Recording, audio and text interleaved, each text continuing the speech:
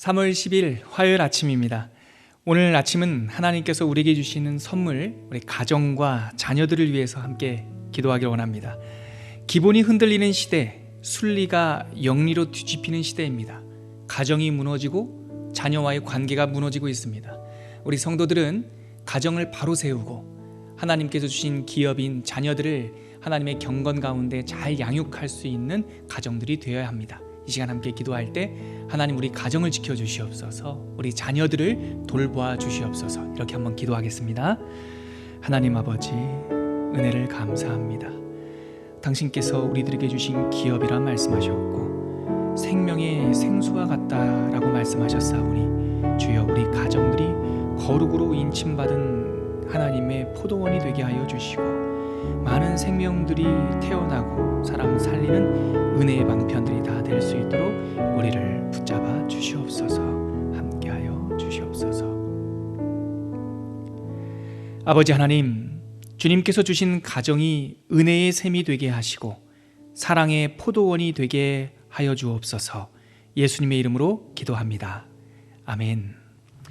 오늘 하나님께서 우리에게 주시는 말씀은 요한복음 19장 1절부터 16절까지 말씀입니다. 요한복음 19장 1절부터 16절까지 말씀을 우리 한 목소리로 읽겠습니다. 시작. 이에 빌라도가 예수를 데려다가 채찍질하더라. 군인들이 가시나무로 관을 엮어 그의 머리에 씌우고 자색 옷을 입히고 앞에 가서 이르되 유대인의 왕이여 평안할지어다 하며 손으로 때리더라. 빌라도가 다시 밖에 나가 말하되 보라, 이 사람을 데리고 너희에게 나아오니 이는 내가 그에게서 아무 죄도 찾지 못한 것을 너희로 알게 하려 함이로라 하더라. 이에 예수께서 가시관을 쓰고 자색 옷을 입고 나오시니 빌라도가 그들에게 말하되 보라, 이 사람이로다 하매 대제사장들과 아랫사람들이 예수를 보고 소리질러 이르되 십자가에 못 박으소서, 십자가에 못 박으소서 하는지라. 빌라도가 이르되 너희가 친히 데려다가 십자가에 못 박으라. 나는 그에게서 죄를 찾지 못하였노라. 유대인들이 대답하되 우리에게 법이 있으니 그 법대로 하면 그가 당연히 죽을 것은 그가 자기를 하나님의 아들이라 함이니이다. 빌라도가 이 말을 듣고 더욱 두려워하여 다시 관정에 들어가서 예수께 말하되 너는 어디로부터냐 하되 예수께서 대답하여 주지 아니하시는지라. 빌라도가 이르되 내게 말하지 아니하느냐? 내가 너를 놓을 고난도 있고 십자가에 못 박을 고난도 있는 줄 알지 못하느냐? 예수께서 대답하시되 위에서 주지 아니하셨더라면 나를 해할 권한이 없었으리니 그러므로 나를 내게 넘겨준 자의 죄는 더 크다 하시니라. 이러므로 빌라도가 예수를 놓으려고 힘썼으나 유대인들이 소리질러 이르되 이 사람을 놓으면 가이사의 충신이 아니니이다. 무릇 자기를 왕이라 하는 자는 가이사를 반역하는 것이니이다. 빌라도가 이 말을 듣고 예수를 끌고 나가서 돌을 깐 뜰 히브리 말로 가바다에 있는 재판석에 앉아 있더라. 이날은 6월절의 준비일이요 때는 제6시라. 빌라도가 유대인들에게 이르되 보라, 너희 왕이로다. 그들이 소리 지르되 없이 하소서, 없이 하소서, 그를 십자가에 못 박게 하소서. 빌라도가 이르되 내가 너희 왕을 십자가에 못 박으랴. 대제사장들이 대답하되 가이사 외에는 우리에게 왕이 없나이다 하니 이에 예수를 십자가에 못 박도록 그들에게 넘겨주니라. 아멘. 빌라도는 죄 없는 예수님의 십자가형을 원치 않았던 것 같습니다. 우리는 빌라도가 예수를 십자가에 내놓은 장본인이라고 생각할 때가 많았는데 오히려 성경을 보면 빌라도는 예수를 놓으려고 여러 번 힘썼던 모습도 뜻밖의 발견됩니다. 그런데 백성들은 결국은 끝까지 예수를 십자가에 못 박기를 원했죠. 노련한 정치인이었던 총독 빌라도는 이 백성들, 종교 지도자들과 타협선을 찾고 싶었습니다. 오늘 우리가 읽은 요한복음 19장 1절에 빌라도가 예수를 데려다가 채찍질하는 장면, 이 장면으로 시작하는데 이것은 빌라도가 죄인 예수에게 내린 형벌이라기보다 당시 종교 지도자들과 협상하고 싶었던 타협점이었을 것으로 보는 것이 더 맞습니다. 그런데 백성들, 종교 지도자들은 그야말로 막무가내로 밀어붙이죠.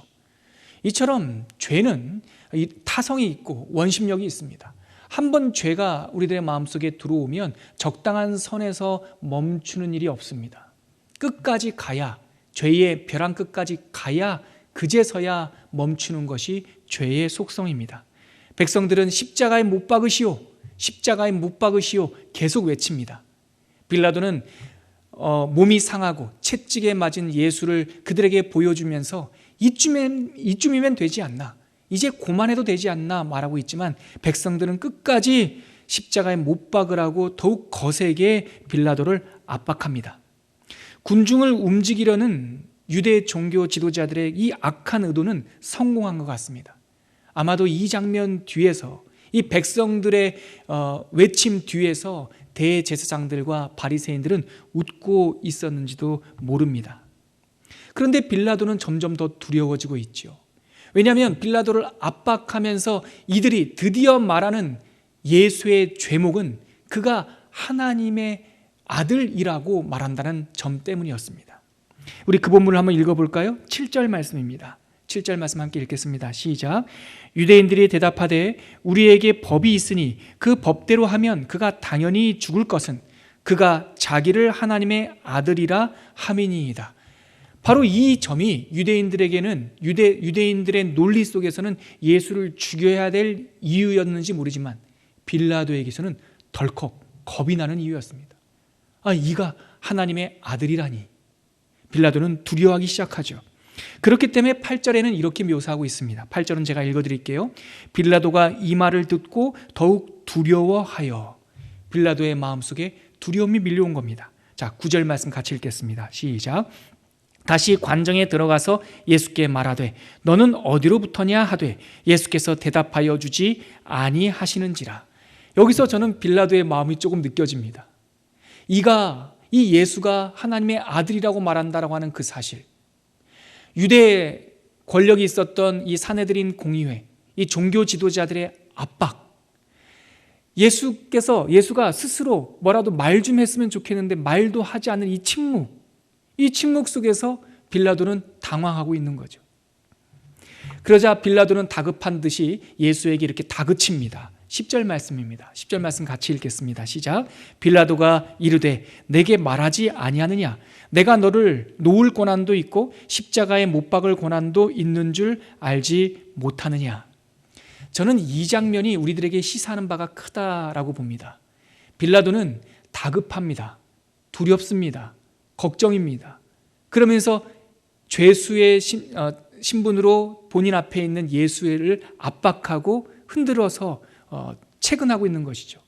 내가 너를 죽일 권한도 있고 살릴 권한도 있는지를 알지 못하느냐? 말을 해라. 근데 저는 이 빌라도의 말이 답답하게 들립니다. 그에게 실질적인 권한이 있지요. 권한이 있어 보이죠. 그러나 앞으로 예수님의 이야기를 계속 묵상하다 보면 빌라도는 자기 스스로 무엇 하나 결정하지 못합니다. 자기께 아무것도 없습니다. 무엇을 빌라도가 뜻을 가지고 결정했단 말입니까? 빌라도는 예수가 무죄하다는 걸 알았습니다. 죽일 수 없다는 것도 알고 있었고 로마 법도 알고 있었습니다. 이 예수를 고소하는 대제사장들이 불순한 의도를 갖고 있다는 것도 알았습니다. 그러나 그는 안대로 결정하지 못하고 법대로 결정하지 못하고 떠밀려서 또한 다른 걱정 때문에 하지 말아야 될 결정들을 내리고 있는 것이죠. 여러분, 여기에 세상의 이치가 있지 않습니까? 철없는 사람들은 세상에 자기 능력대로 모든 것을 다 할 수 있다고 생각하는 것 같습니다. 그리고 내 몸도 내 것, 내 돈도 내 것, 내 시간도 내 것, 내가 쓸 수도 있고 안 쓸 수도 있다. 마치 빌라도처럼 내가 갈 수도 있고 안 갈 수도 있다. 이렇게 생각하는 것 같습니다. 그러나 한 해, 두 해 나이가 들다 보면 사람이 세상의 이치를 깨닫다 보면 내 것이 아무것도 없구나라는 것을 깨달으면서 철이 드는 것 같습니다. 여러분, 내 것 없습니다. 내 권한 없습니다. 내 것 같아 보이지만 어느 것 하나 뜻대로, 법대로, 하나님의 올바른 진리대로 결정하는 것 세상에서 찾아보기 어렵습니다. 왜냐하면 진정한 왕을 만나기 전에는, 그 권한을 주신 분이 누구인지 깨닫기 전에는 올바른 결정들, 바른 이 행동들을 우리가 선택하기 어려운 것이죠. 예수께서 내가 살릴 수도 있고 죽일 수도 있다라고 말하는 빌라도에게 이렇게 말씀하십니다. 11절 말씀입니다. 같이 읽을게요. 시작. 예수께서 대답하시되 위에서 주지 아니하셨더라면 나를 해야 할 권한이 없었으리니 그러므로 나를 내게 넘겨준 자의 죄는 더 크다 하시니라. 예수님께서는 빌라도가 갖고 있는 그 권한, 그 총독된 자리가 당신이 선택하거나 당신이 얻은 것이 아니라 세상의 권력조차도 위에서 주신 것이다 라고 말합니다. 하나님께서 주신 것, 그것을 깨닫는 순간 우리가 가지고 있는 권리와 결정들이 바른 자리를 찾아갈 수가 있습니다. 이 종교 지도자들의 문제는 하나님도 알았고 하나님께서 이 세상을 지은 줄 알았지만 그들이 아는 대로 하나님의 뜻대로 결정하지 않습니다. 그러므로 오늘 방금 읽은 11절 말씀에 너도 참 안타깝지만 빌라도 당신도 참 안타깝지만 나를 당신에게 넘겨준 그 자들의 죄가 더 크다라고 말씀하시는 겁니다. 여기서 큰 차이가 있죠. 형편은 똑같지만 내용은 다릅니다. 빌라도는 자기에게 모든 권한이 있는 줄 알았지만 아무것도 제 뜻대로 결정하지 못합니다. 종교 지도자들은 하나님이 있다라고 말은 했지만 하나님의 뜻대로 결정하지 못합니다. 이 두 가지 죄의 속성이 우리한테 있는 것이죠. 하나님께서 우리에게 왕이 되시고 하나님께서 우리에게 주권을 주셨다는 것을 깨닫는 것, 그것이 인생이 바른 길로 갈 수 있는 지혜이고 진리입니다. 그러한 은혜가 저와 여러분들에게 있기를 바랍니다. 그래서 빌라도는 예수님을 놓아주려고 애쓰죠. 12절 말씀입니다. 같이 한번 읽어볼까요? 시작. 이러함으로 빌라도가 예수를 놓으려고 힘썼으나 유대인들이 소리질러 이르되 이 사람을 놓으면 가이사의 충신이 아니니이다. 무릇 자기를 왕이라 하는 자는 가이사를 반역하는 것이니이다. 이 순간 빌라도는 예수를 놓아주려고 애썼어요. 그런데 빌라도에게 아킬레스건이 있었던 것이죠. 그가 왕으로 섬겼던 가이사, 그 가이사가 그는 넘을 수 없는 경계선이었던 겁니다. 그런데 이 악한 의도를 갖고 있던 종교 지도자들은 이 빌라도의 아킬레스건을 꿰뚫고 그 부분을 치고 있는 거죠. 놓아줄 수 없습니다. 여기서 예수를 놓아준다면 당신은 가이사의 충신이 아닙니다.